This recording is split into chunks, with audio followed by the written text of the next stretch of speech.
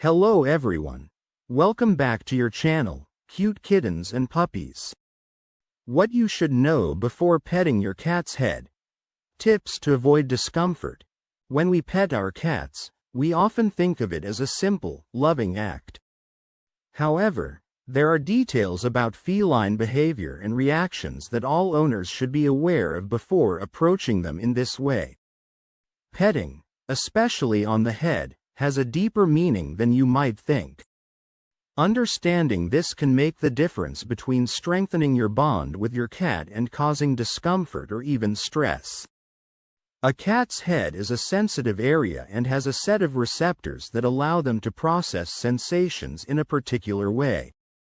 Some cats love receiving petting on the head, while others may tolerate or avoid it depending on their personality and past experiences. It's important to recognize the signs that indicate your cat is enjoying the attention or, on the contrary, prefers to be left alone. A cat's response to petting can vary and is influenced by different factors, including its mood and environment. Petting a cat's head may seem like a simple act, but it's important to know how it affects your pet and what signs indicate whether or not they enjoy the interaction. Cats have sensitive areas and pheromone glands on their heads, which can make petting pleasurable or uncomfortable depending on their mood and confidence. Watching body language, such as ear position and tail movements, helps interpret whether the cat wants to continue being petted. Respecting their boundaries and keeping petting brief contributes to a relationship of trust and mutual well-being. The pheromone glands found on the cat's head play an important role in its behavior. These glands are located on the cheeks, forehead, and around the ears, and when a cat rubs against something, it is leaving its scent as a form of communication.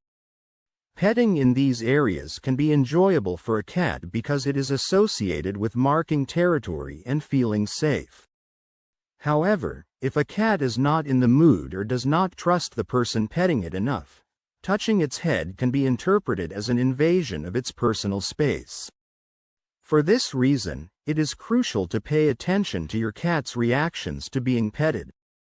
A relaxed cat usually displays certain signs: a soft purr, half-closed eyes, and ears in a neutral position. If the cat turns its head away, tilts its ears back, or wags its tail rapidly, it is a clear sign that the interaction is not pleasurable for it. Sometimes, petting a cat's head insistently can cause the feline to feel trapped or uncomfortable, resulting in a defensive response. These types of situations can undermine the trust that the cat has placed in its owner, making it more reluctant to accept displays of affection in the future. To pet a cat properly, the first thing to do is to observe its body language. If it approaches you in a friendly manner, it is more likely that it is looking for some affection. Gently touch the top of its head and notice its reaction. If it moves its head towards you or closes its eyes, you can continue. However, if it moves away or makes an uncomfortable gesture, respect its space and leave it alone.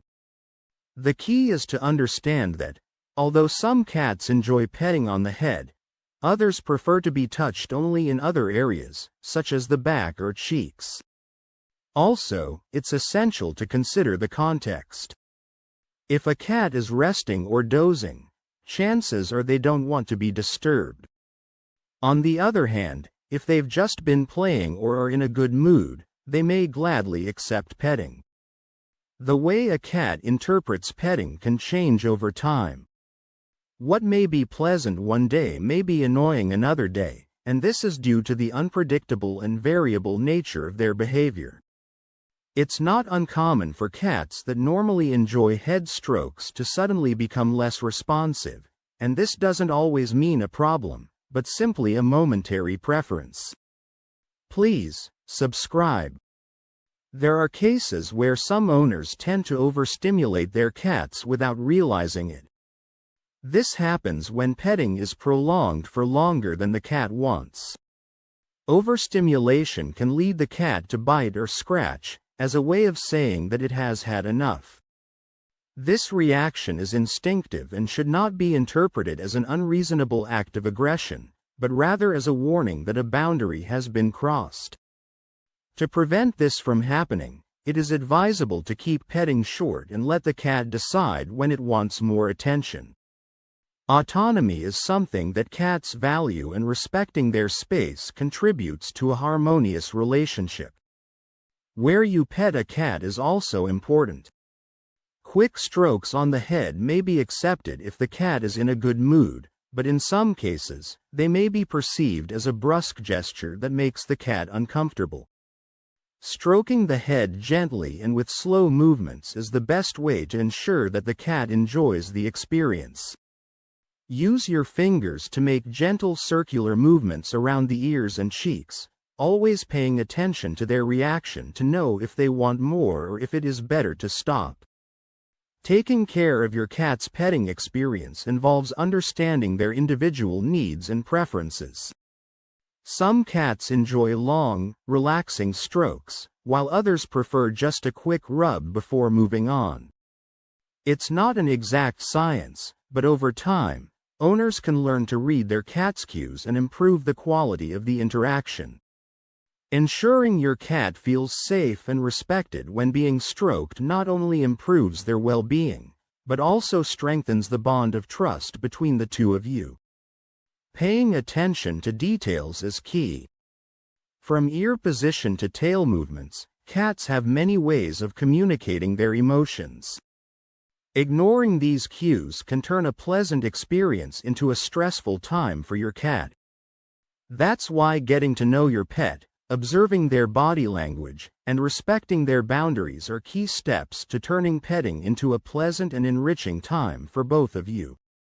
In summary, although petting a cat's head may seem like a simple thing, there are important nuances to keep in mind. Recognizing and respecting your cat's cues is essential to making the interaction positive. When owners take the time to understand how and when to pet their cats, it fosters an environment of mutual respect and affection that strengthens the relationship. If you have any questions or would like to delve deeper into any other aspect of cat behavior or care, do not hesitate to ask. We are here to help you. If you think this information could benefit someone else, share it with your friends or on your social networks. Sharing is supportive and helps us reach more people. Thanks for watching and listening. Please subscribe to your channel. Believe in yourself and never give up on your dreams.